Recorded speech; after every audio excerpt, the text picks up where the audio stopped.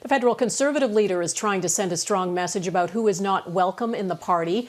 Erin O'Toole has started the process to remove MP Derek Sloan from caucus. Sloan has been connected to a string of controversies, and a recent donation from a well-known white supremacist seems to have been the last straw for O'Toole.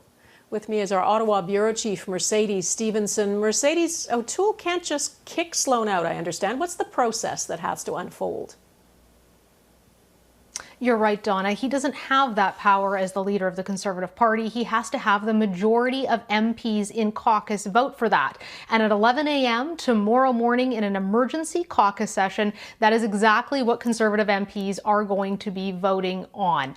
That's because the Conservatives signed on to something called the Reform Act, which handed the power to make decisions about who should sit in caucus to MPs instead of the leader. Now, that said, Erin O'Toole has made his position very clear. Take a look at the statement that he put out last night, in which he said, racism is a disease of the soul, repugnant to our core values. It has no place in our country, and it has no place in the Conservative Party of Canada. He is the one who has initiated the process to try to remove Sloan, and he has said that he will not allow him to run in the next election.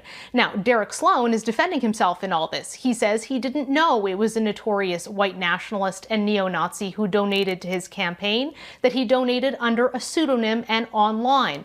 That said, Donna, a previous leadership campaign by Kelly Leach caught Paul Fromm trying to do the exact same thing in 2017. And today, Derek Sloan came out and accused Paul Fromm of being a member of the Conservative Party. I can tell you we've just heard back from the Conservative Party, and they confirm that he did, in fact, hold a membership. Listen to what they say.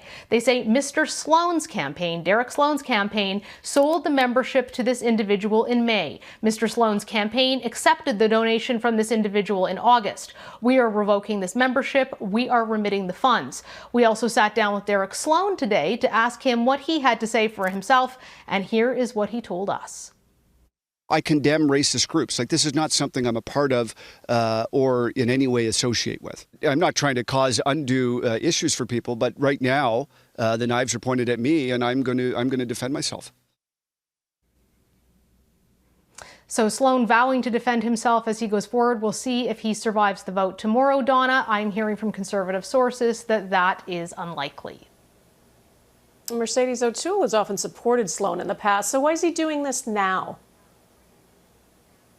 Well, that's a great question. It's not like Derek Sloan has been an MP who has not been in situations before that have drawn a lot of controversy. He has questioned gender identity, saying he's not sure that science really is clear on that. He has tried to say he believes there should be restrictions on abortion. He has questioned Dr. Theresa Tam's loyalty to Canada. He's been a supporter of conversion therapy, and most recently he put out a bill saying, a petition saying that by Canadians questioning whether or not the vaccine was in fact human experimentation. But the Tories just can't afford to keep him on with all the concerns about Trumpism.